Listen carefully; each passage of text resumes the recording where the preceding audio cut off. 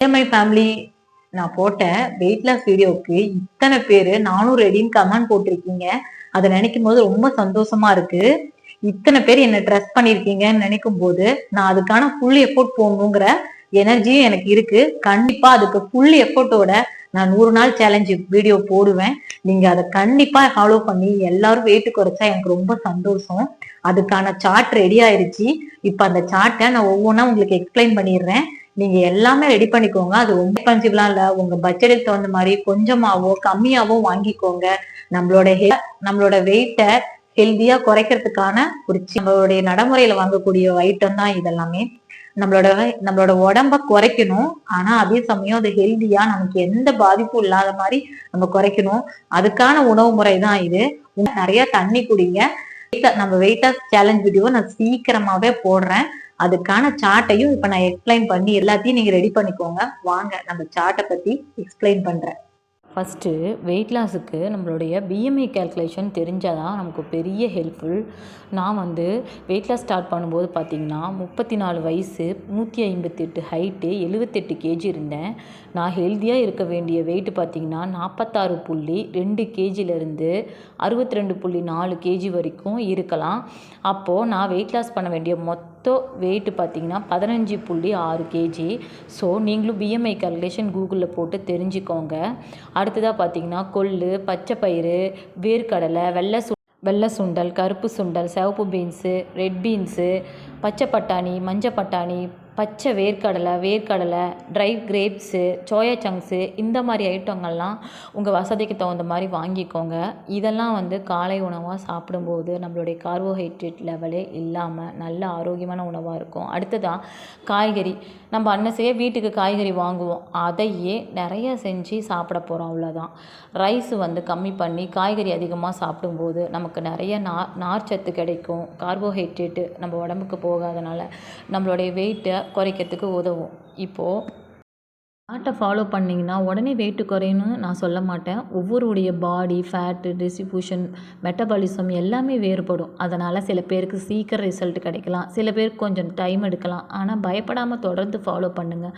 கன்சிஸ்டன்சியாக இருந்தால் நல்ல மாற்றம் கண்டிப்பாக தெரியும். உங்களுக்கு பிபி, சுகரு, தைராய்டு இல்லை வேறு ஏதாவது ஹெல்த் ப்ராப்ளம் இருந்தால் இந்த டயட்டை ஃபாலோ பண்ணுறதுக்கு முன்னாடி உங்கள் டாக்டர்கிட்ட ஒரு தடவை ஆலோசனை கேட்டு ஃபாலோ பண்ணுங்கள். அடுத்ததாக இதெல்லாம் எப்படி ஹெல்ப்ஃபுல்லாக ஆச்சுன்னு சொல்கிறேன்.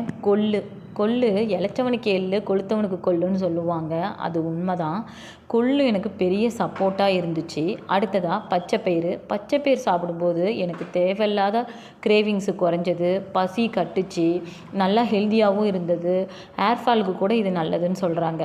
அடுத்ததாக பார்த்திங்கன்னா வெள்ளை சுண்டல், கருப்பு சுண்டல், இதுலேயும் நிறைய நார்ச்சத்து இருக்குது. அதனால் இதையே மார்னிங் ரொட்டீனாக மாற்றி நம்ம வேறு வெரைட்டியில் டேஸ்ட்டில் சமைச்சு சாப்பிடும்போது நமக்கு இது சாப்பிட்ற வருத்தமே தெரியாது.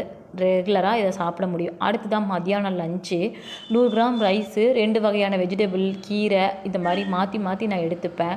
கூட்டாக செஞ்சுப்பேன், பொரியலாக செஞ்சுப்பேன். இந்த மாதிரி நான் ஒரு காய்கறி, ஒரு கீரை இப்படி சாப்பிட்டேன். இந்த மாதிரி சாப்பிட்றதுக்கு முன்னாடி தண்ணி, சாப்பிட்டு முடிச்சதுக்கப்புறம் தண்ணின்னு ஃபாலோ பண்ண ஆரம்பித்தேன். எனக்கு கிரேவிங்ஸ் வரப்பெல்லாம் தண்ணி குடிக்க ஆரம்பித்தேன்.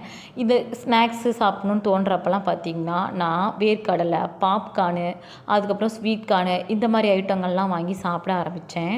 இதெல்லாம் நமக்கு கிடைக்கக்கூடிய பொருள் தான். இதெல்லாம் சாப்பிடும்போது கொஞ்சம் கஷ்டமாக இருக்கும். அப்புறம் போக போக நம்மளோட பசி கட்டி நம்ம ரெகுலர் உணவாக மாற்றிக்குவோம்.